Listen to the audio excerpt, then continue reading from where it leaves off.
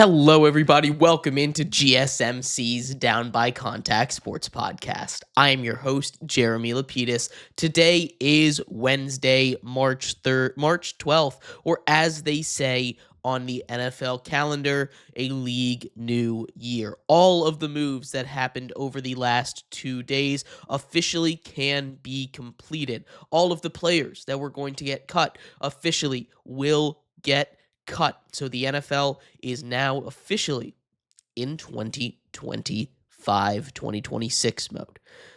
We are going to talk about a couple more moves that took place today. Some trades. The Bills stay busy in free agency. We're going to get into all of that, as well as where some of the remaining free agents, the big name free agents, might end up. Then we'll turn our attention to basketball. Wednesdays bring the NBA power rankings, of course. We'll go over what the season might look like for the Minnesota Twins. And of course, we'll finish it off with a little bit of the NHL. Hockey's been popping off recently with just about 15 games to go left in their season. We're going to do a roundup where everyone stands and what the playoffs might look like as we get to a heated race in a couple of these divisions. But before we get into any of that, remember, if you would like to be an even bigger part of the show than you already are, all you need to do is go to gsmcpodcast.net. Or if you're on YouTube, you can use that super chat feature. If you do either of those two things, a message should pop up on the bottom of the screen for you, me, and everybody else around the world to see. If you do have a burning question about sports, anything at all that you would like to ask, go ahead and throw that in the comments. Throw it in the chat. I will get to it as soon as I possibly can.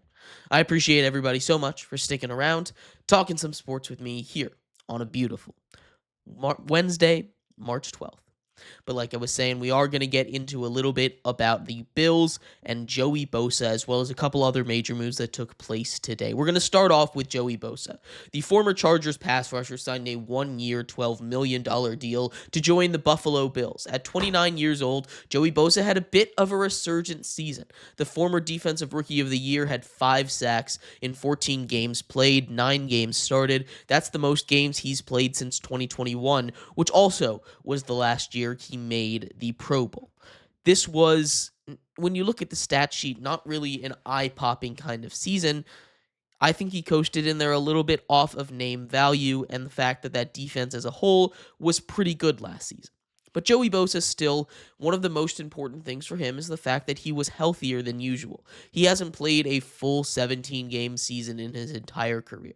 He played back when they were 16-game seasons, and early on in his career, he was able to get those done.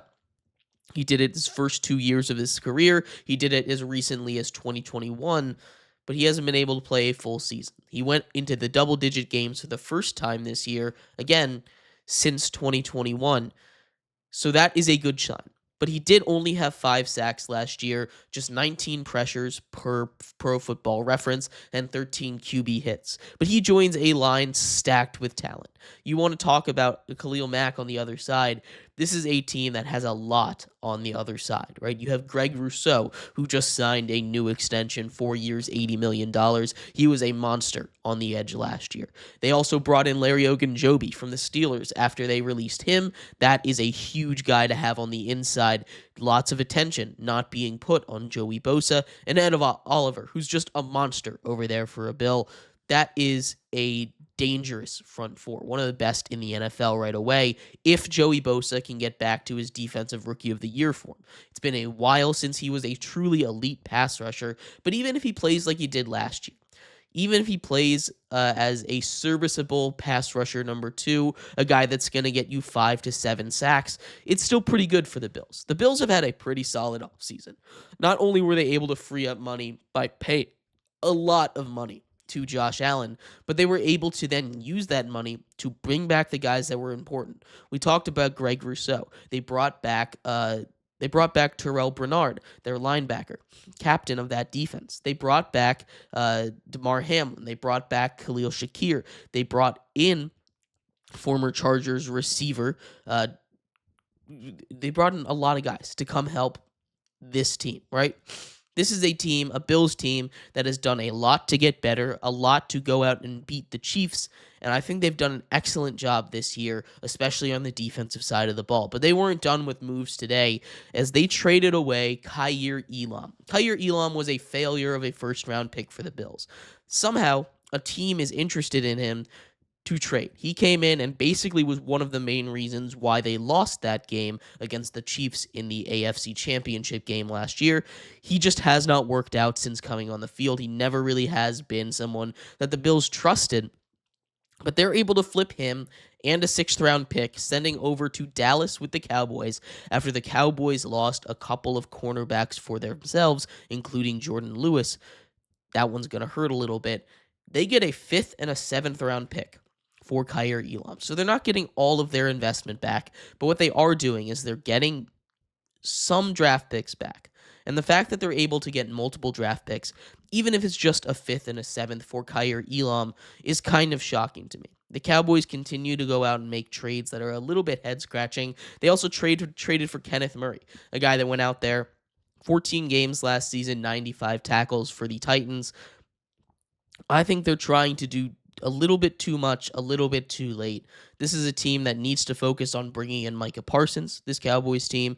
This is a team that needs to focus on shoring up the offensive line a little bit after some retirements. And this is a team that continues to need to stop taking losses like they did yet again. Focus on the guys in their own house, because if they don't, they're going to lose more guys like DeMarcus Lawrence, who signed with the Seattle Seahawks a 3-year, $42 million deal last season. DeMarcus Lawrence, dealing with injuries last season, wasn't as effective as you might expect him to, but I love this signing for the Seahawks. This is a Seahawks team that still confuses me to my core, right? They must see something different in Sam Darnold than I do, or in their offensive line than I do, because this is a team that is doing everything except address the offensive line. And they're doing everything pretty solid, right? They go out and they get Marquez Valdes-Scantling, who worked well with their new offensive coordinator, Kubiak, who was with the Saints last season. They go out and they re-sign Ernest Jones IV.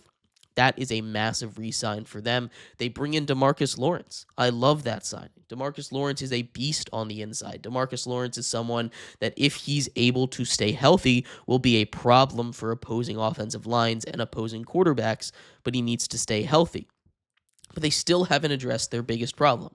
They go out, they get Sam Darnold to replace Geno Smith after trading him away. They haven't really gotten him a true receiver to replace Tyler Lockett and DK Metcalf. Maybe they can go out and get one of the guys still out there.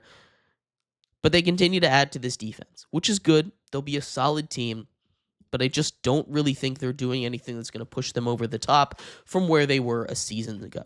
And the last big move that took place today was Evan Ingram. Evan Ingram, since leaving the Giants and joining the Jaguars, has been one of the more consistent tight ends when he's on the field. He continues to struggle with injuries, but Evan Ingram getting on the field with Jacksonville, his connection with Trevor Lawrence has been really impressive, right? He signs with the Broncos, 2 years, $23 million, $16 million of which is guaranteed.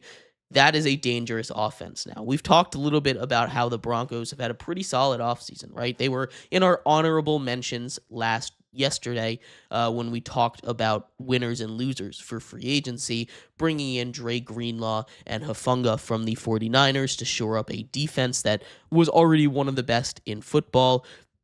They also go out and now they get another offensive piece. One of the biggest weaknesses, and whenever I've done my mock drafts, I've consistently mocked them to take a tight end, whether that be Loveland out of Michigan or Warren if he falls that far, like he did in one of my mock drafts. But now that they get Ingram, a guy that can be a very competent pass catcher for Bo Nix underneath, they still have Cortland Sutton. They still have Marvin Mims, who really came on down the stretch last season. This is a team, this is a Broncos team, that is looking to build on the success they had last year with Bo Nix. And the way that defense is built is going to be very, very scary. You already have the reigning defensive player of the year in your cornerback room. Now you're going to go out and continue to add to a already stout pass rush and already stout secondary and get more weapons for your young quarterback. I love what they're doing. I absolutely love what this Broncos team is going to look like next season. It's a tough division. They still have to compete with the Chiefs. They still have to compete with the Chargers, who made the playoffs last year. They still need to compete with the Raiders, who I have also loved their offseason, bringing in a top 10 quarterback. It's pretty impressive, right? But Overall, this is a Broncos team that's climbing the tiers of teams, and I'm tempted to give their offseason an A so far, but we'll get to offseason grades in the next week when everything really starts to calm down.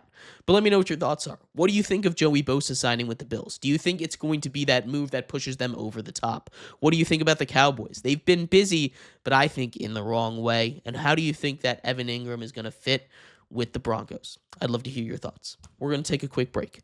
When we come back, we turn our attention to the free agents that have yet to make a decision.